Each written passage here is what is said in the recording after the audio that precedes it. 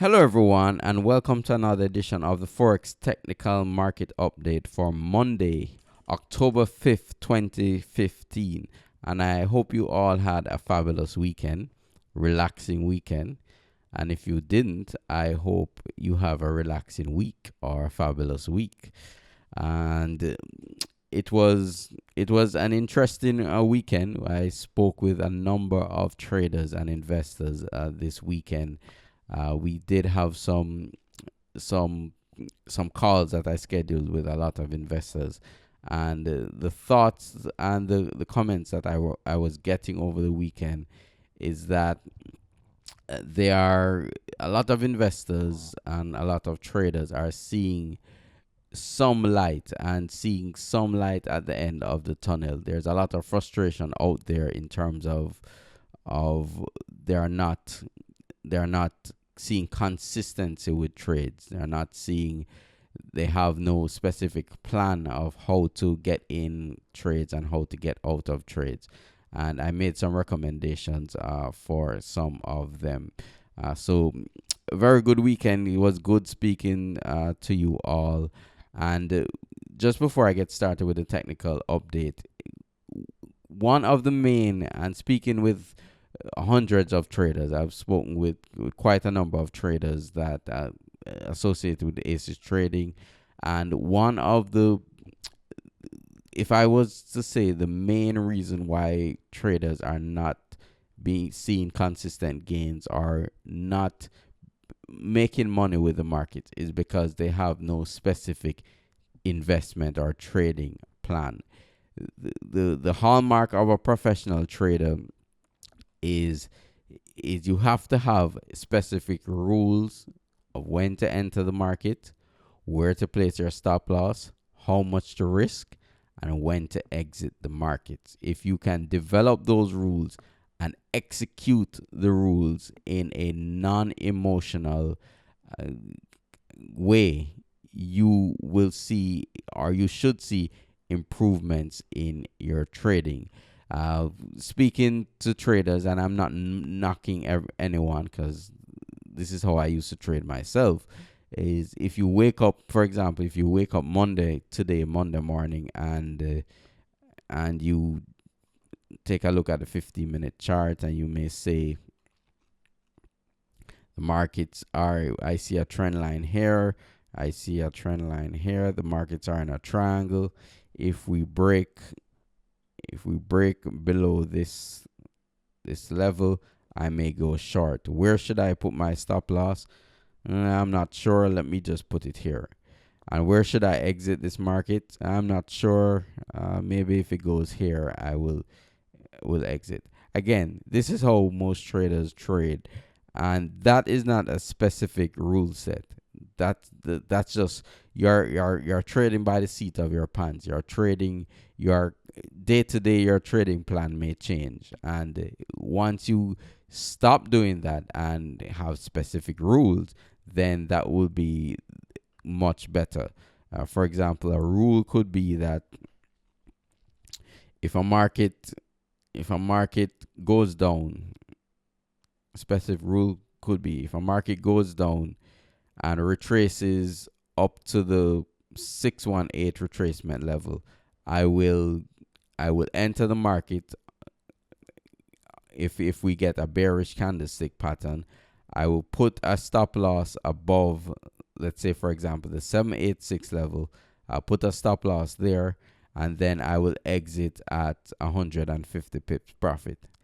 That is my trading plan. That is a set of rules that you can execute. I'm not saying a while ago that was actually a good plan. I'm just giving you a example of rules, or specific rules to enter and exit the market. So again, the number one thing I would say is have a specific plan, have specific rules of when to enter, when to exit the markets. I'm having some webinars this week. You can look out for it in your inbox of developing this rule-based system of trading. So you can look out for that. Okay, let's get back into the let's get back into the technical market update. Now, what we see is that we could be entering a flag formation on the Dow Jones Industrial Average. We see that the market here is consolidating, and I know this consolidation has lasted a number of months from March up until now. We're in October 5th. This market is consolidating, and for the euro traders this has been very frustrating, and because you see that because the euro is consolidating and because the US dollar index is consolidating, that means that there isn't that much movement in the currency pairs so far. This is a chart of the US dollar index, and we see essentially sideways movement.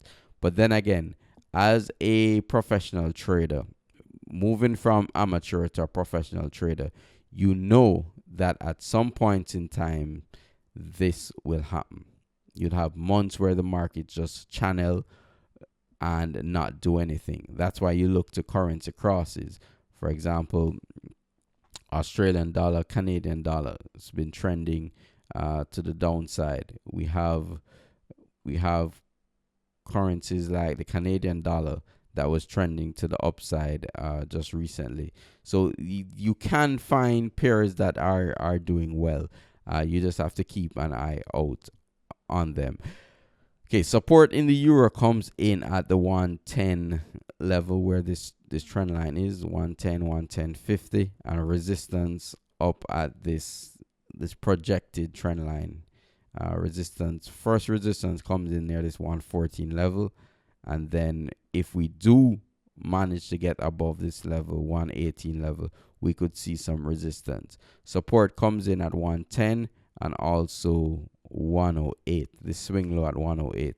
If we do break 108, the next area of support is down by 104, and we could see, because we have been consolidating so long, we could see if the market breaks below 104, we could see a pretty strong move to the downside with these markets, or with the euro.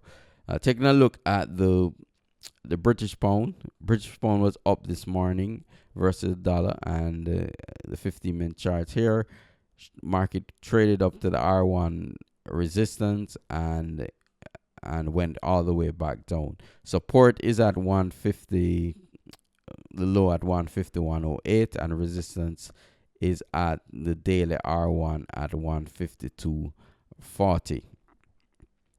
And if we do, it's two scenarios with the pound. If we do close below this 151.08 area, it could set us up to move down to 146. And the good thing with the British pound for trend traders is that it can trend very well and can move fairly quickly. So keep that in mind for the British pound, because that would be about 400 or 500 pips from this level and could be a nice move in your direction. Canadian dollar, after making new highs last week, has been pulling back, and it's coming into support at this 130 area. So we have support at 130. If we break 130, this could mean a larger pullback for this pair, and we could see the market go down to the 128 and maybe even the 126 level with the Canadian dollar. You can see market is in a flag formation in an uptrend, and this normally indicates that the market could be turning around. We could see the market go back up, and then come and break this formation. This is a bearish formation if it comes to fruition with the USD Canadian dollar. Taking a look at the Japanese yen versus the US dollar. Again, market is moving sideways, and we see support in this 119 area and resistance above 121, 122. What I want to see is not a break of the triangle necessarily. I want to see the market close above 122 to the upside or 116 to the downside. Any breach in those levels would give clarity or further clarity as to the movement of the Japanese yen versus US dollar. Bear in mind that the Japanese yen has been moving loosely with the S&P 500, and we saw yesterday or last week that the market rallied on Friday. The US market rallied on Friday, and we could be starting a W bottom with the stock market. This will be down, up, down, and we want to see for a double bottom a break above the 2020. If that happens, maybe we will see the US dollar, Japanese yen move to the upside. Naturally, if this breaks down and we see the market close below 1820 on the S&P 500, we could be in for a much larger sell-off. Okay, so very important week, very interesting week. We want to see the markets break some of these consolidation patterns, and we are in the quicker portion of, or the more active portion of the year. So I'm expecting not only breaks of these consolidation patterns, but some very lovely trends to start emerging. And it's just a matter of getting aboard and holding tight until they occur. So if you want to get involved with these trades, you can, and get involved with the signals, you can click on the link below this video to get started. Thank you very much for listening, and I hope you have a wonderful week.